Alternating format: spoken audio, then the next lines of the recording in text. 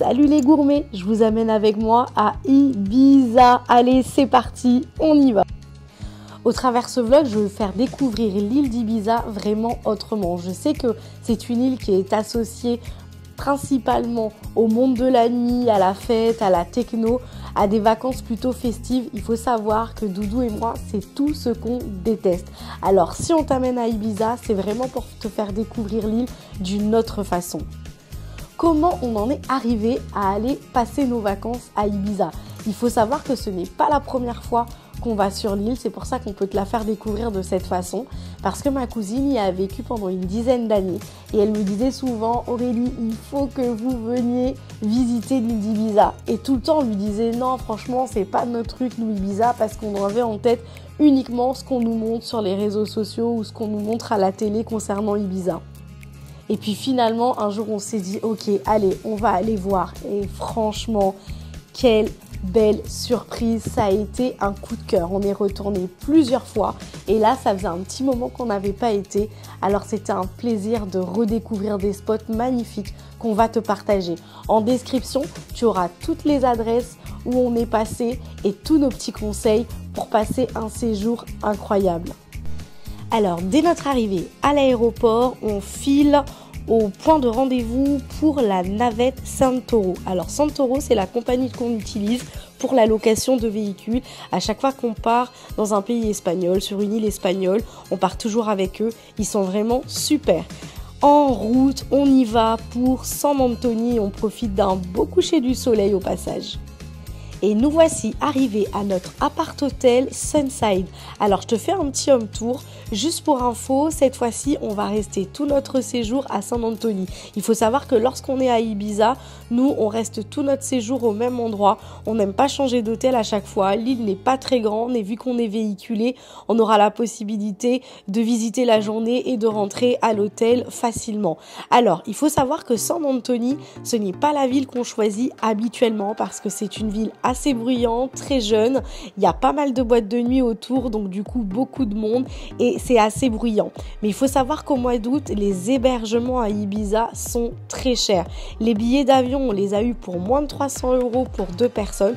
Par contre, les logements étant excessifs, on a dû faire un choix. Et nous, notre choix, c'était d'avoir un bel appartement avec piscine, mais du coup, de faire l'impasse sur les villes qu'habituellement on aime bien visiter. Et vu qu'on avait la voiture, on s'est dit qu'on va pouvoir bouger. Ce qui était cool, c'était le double vitrage. Donc du coup, tout était hyper bien sonorisé et franchement, on n'a pas été déçus. L'appart-hôtel était génial.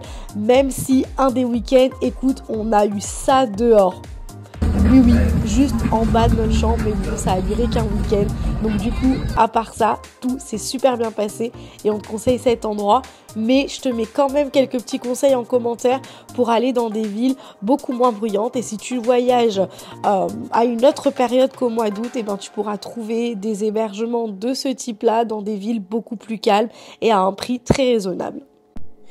Dès qu'on a fait le tour et qu'on s'est installé, on file faire les courses chez Lidl qui était à 5 minutes de notre appart-hôtel. Alors pour info, nous on fait le choix de cuisiner pendant les vacances et de ne pas manger au restaurant tous les jours. Je vais t'expliquer pourquoi. Bien sûr à Ibiza, tu peux trouver des petits restos où tu peux manger pas cher du tout.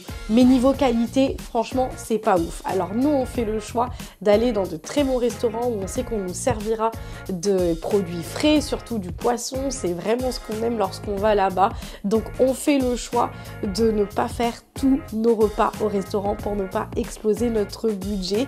Et en plus, là-bas, franchement, au niveau des courses, tu peux te faire plaisir avec de bons produits pour moins cher qu'en France.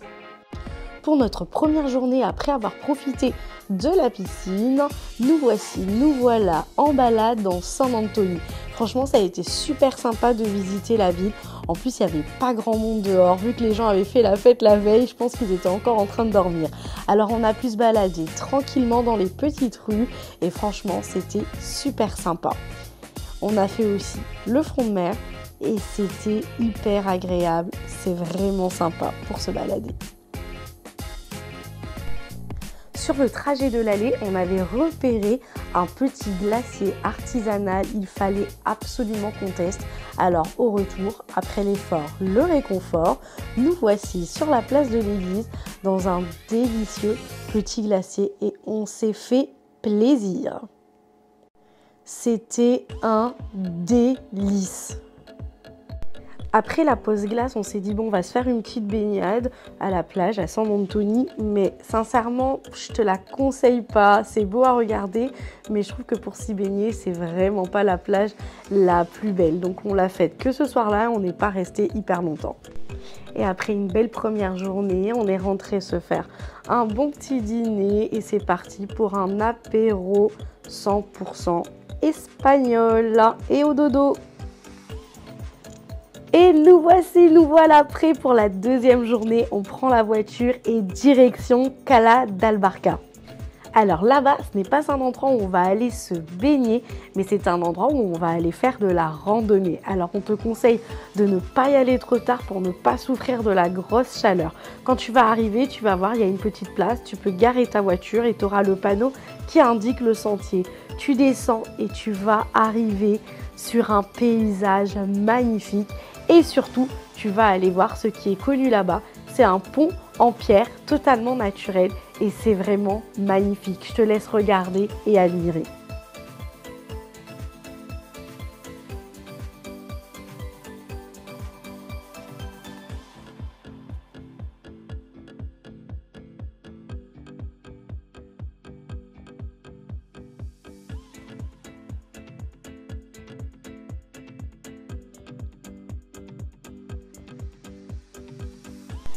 Bon, j'avoue, la remontée a eu raison de moi. Mais bon, c'est pas grave, on file à l'appartement, on rentre se prendre une bonne petite douche, on se prépare.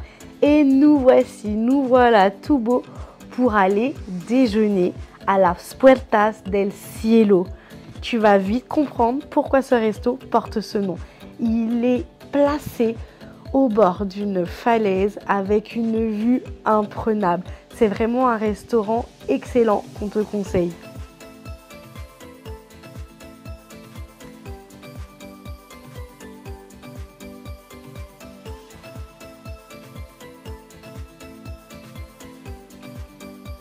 Alors, on commence par l'apéro et on attaque avec une sangria de cava. Ça, c'est excellent, toujours à consommer avec modération, bien sûr. Et on déguste ça avec un délicieux aioli maison, des petites olives et du bon pain. On enchaîne avec du poulpe à la plancha et des petites pommes de terre et des sardines grillées et une bonne salade.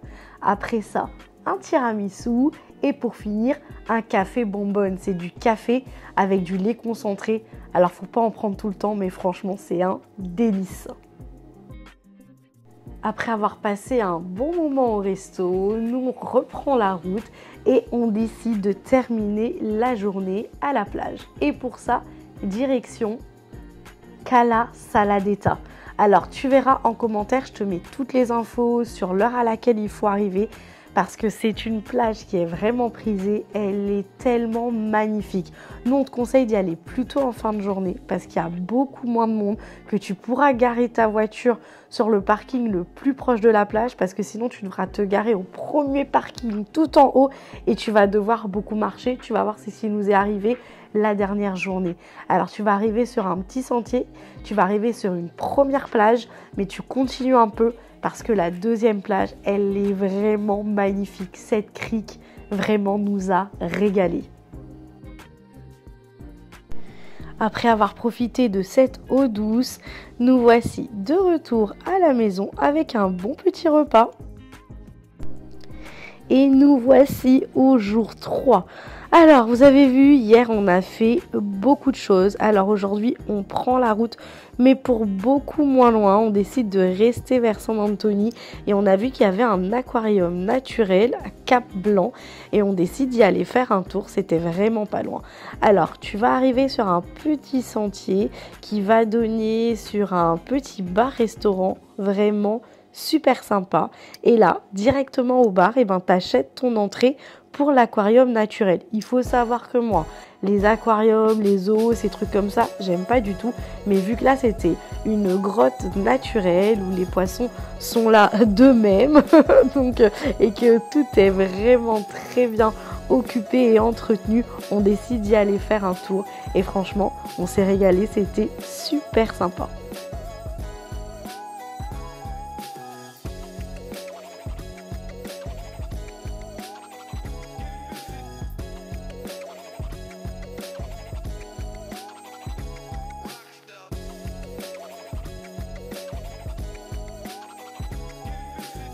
Après la visite de l'aquarium, on se prend un petit café au bar et franchement, c'était super sympa. La vue était canon et l'endroit hyper agréable.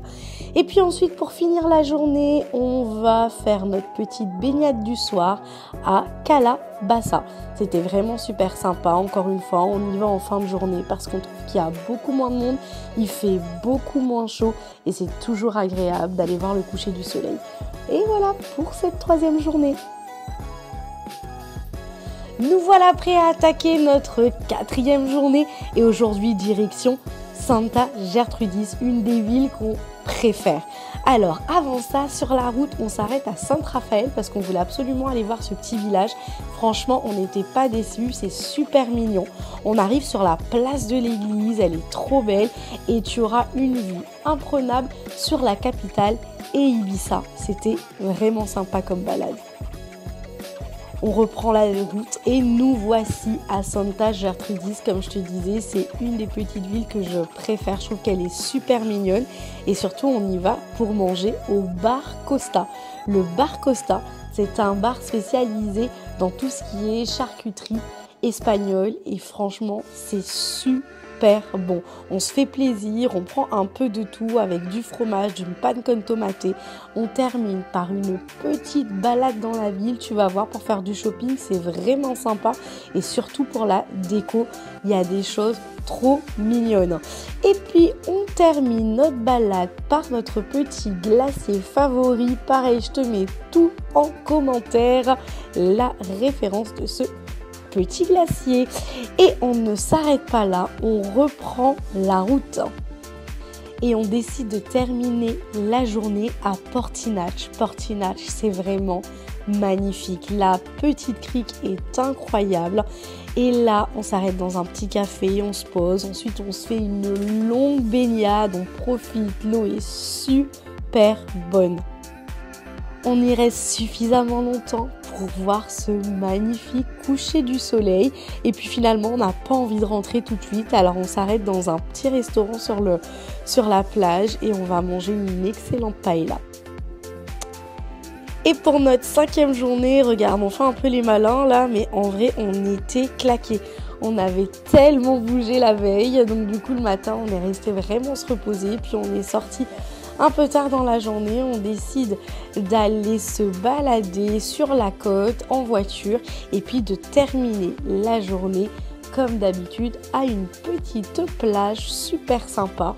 Et puis on rentre à la maison, on se fait un bon petit repas avec des gambas, du saumon et on se repose.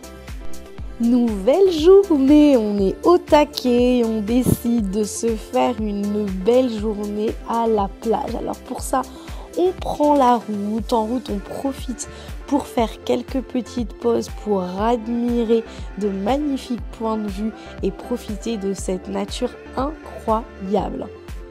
Et on décide de s'arrêter à Cala Liena pour passer la journée. On aime beaucoup cet endroit et du coup on profite pour manger un petit bout. Il y a un bar sur la plage, bon je te le conseille pas beaucoup, on n'a pas mangé des trucs de fou tu vois, mais on mange un petit morceau et puis on décide de profiter de la plage toute l'après-midi. C'est vraiment super sympa, on se met à l'ombre, on fait une petite sieste, on va se baigner, on prend le soleil et c'est une journée parfaite. Oui, je suis une éternelle enfant et après un petit tour de balançoire, nous voilà repartis pour aller manger dans un restaurant qu'on aime trop qui s'appelle le restaurant Bahia et qui se trouve à Santa Eulalia. C'est une petite ville qu'on aime beaucoup et surtout ce restaurant, on y mange hyper bien et notre plat préféré c'est l'arroz negro, du riz à l'encre de sèche et une fois qu'on a mangé, on fait une petite balade digestive de nuit dans cette petite ville vraiment sympa, de jour comme de nuit. Nous voici déjà dans notre 7e journée. On repart pour les balades et là, on vous conseille ce petit village qui s'appelle San Josep. On aime beaucoup vraiment se balader dans ce village, il est magnifique. Alors, on prend notre temps, on se balade, franchement, on se fait vraiment une petite journée chill. Le matin, on avait profité un peu de la piscine et puis ensuite, on décide d'aller faire la balade près des salines. Alors ça, c'est magnifique. T'as un mélange de couleurs, c'est trop beau et on décide de continuer et au bout de cette balade, on va tomber sur une plage, la plage des Salines, tu vois, t'as un petit sentier comme ça qui est super sympa et on termine la journée tranquillement par notre baignade de fin de journée, comme à chaque fois, quand il y a moins de monde et quand il y a moins de soleil. Bon ben, le séjour commence à tirer vers sa fin, alors on décide de ralentir le rythme. Ce matin, on décide simplement d'aller faire une petite marche à Saint-Anthony et puis de profiter de la piscine toute l'après-midi. Finalement, après ça, on décide d'aller se faire un peu beau gosse. On met nos tenues et là, je vous emmène à un de nos endroits préférés à Ibiza. Et ça s'appelle La Paloma. Paloma, c'est un restaurant vraiment incroyable, vraiment un peu hippie avec un jardin magnifique et tu vas y déguster des plats délicieux, que des produits bio, que des produits frais et tu vas te régaler, que ce soit visuellement ou que ce soit par les délicieux plats qu'ils vont te servir. En tout cas, nous, on aime trop se balader dans leur jardin et ensuite on passe à table et on passe une délicieuse soirée.